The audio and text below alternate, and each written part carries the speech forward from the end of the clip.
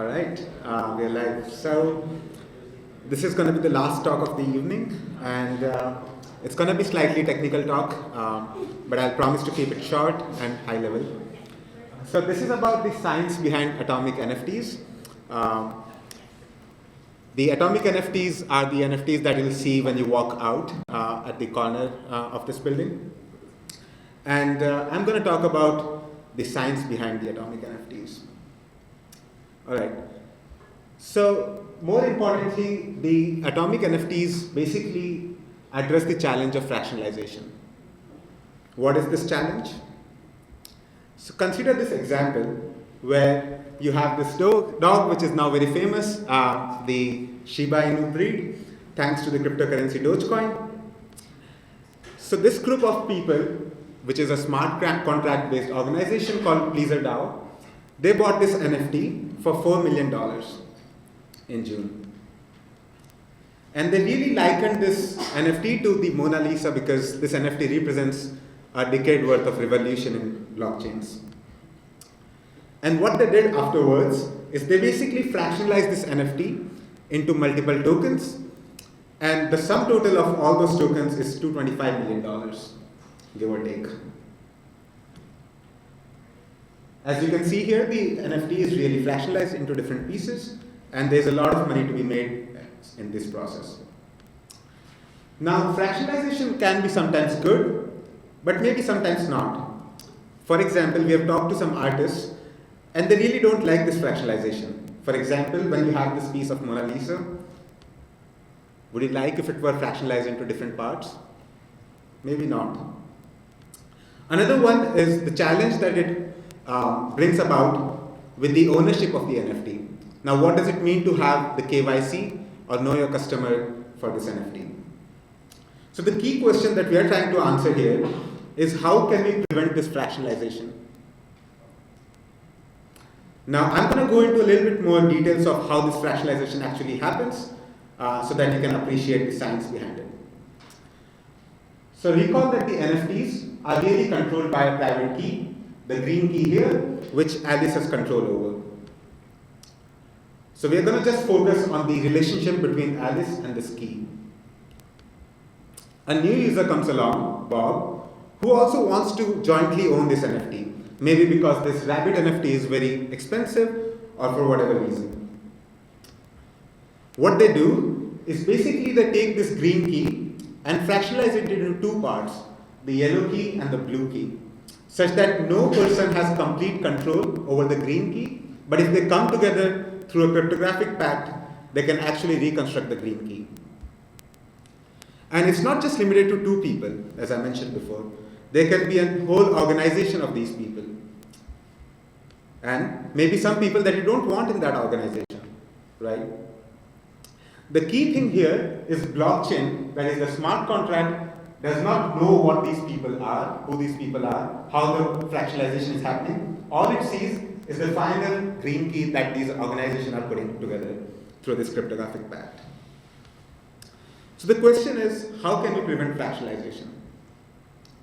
The answer is atomic NFTs that you'll see outside. It's a very fresh project, although the ideas have been in the making for the last few years, but we have minted the very first few NFTs as of yesterday.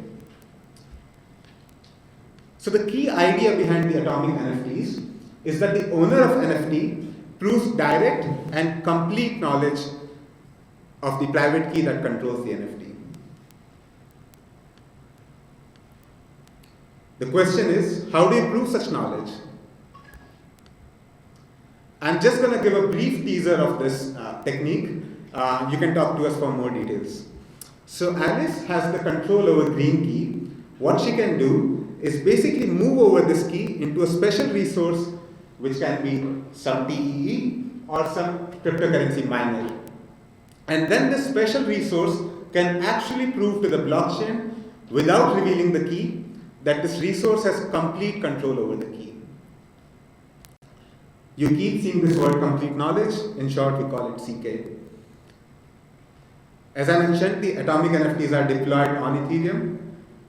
We are very happy about that. These are the contract addresses, if you want to explore that. And this is the website. My friend and lab mate Phil Diane will talk more about the website and the artwork behind the NFTs. And yeah, this is just some details about if you want to explore the code and all of that. And with that, I want to hand over to Phil, who will talk about the artwork behind the atomic NFTs. Happy to take any questions as well. All right. This time I have two things. We'll let that guy back on stage. Who said that? All right. Apparently, I can't even get to the website. How do I do it? Chrome. All right. So check out this website, NFT Atoms, nftato.ms, because we're cool. No, it does not have SSL yet because I was too lazy to set it up, and this just got finished right before the gallery. So here you can see a random code about atoms. Every time you refresh this website, it gives you a fresh little journey, including a random order of all of our randomly generated NFTs. So these NFTs are deterministically generated from this bit of Python code that if you scroll all the way to the end of the page, and you'll see some of these beautiful atoms. Maybe you can own some one day too. This is the Python code. This is the entire code you need to generate basically this entire collection of NFTs, plus one constants file that's on GitHub. And it deterministically, using this super secure random seed here, which you shouldn't read, basically generates all 200 of these NFTs. How does it do that? Well, it basically picks two random functions using a deterministic random number generator, samples random points on there, and then samples a color. So when you look at an NFT, you have here basically elements, and these are pairs of RGB triples for each color that's involved in each orbital of the NFT, as well as the entropy that generated the path for each orbital down here. So together with these two lists of numbers, you can generate each NFT by just calling the function getImage over here, using those parameters. And you can generate all these parameters, again, from our deterministic random number generator. So these are atomic NFTs. We'll have more info about them coming soon. I think they're pretty. You can see them here, you can see them outside. They have different numbers of orbitals, so whether you like the ones more with one orbital or like 7, that's a personal, artistic, aesthetic preference, but let me know. All right, thank you very much.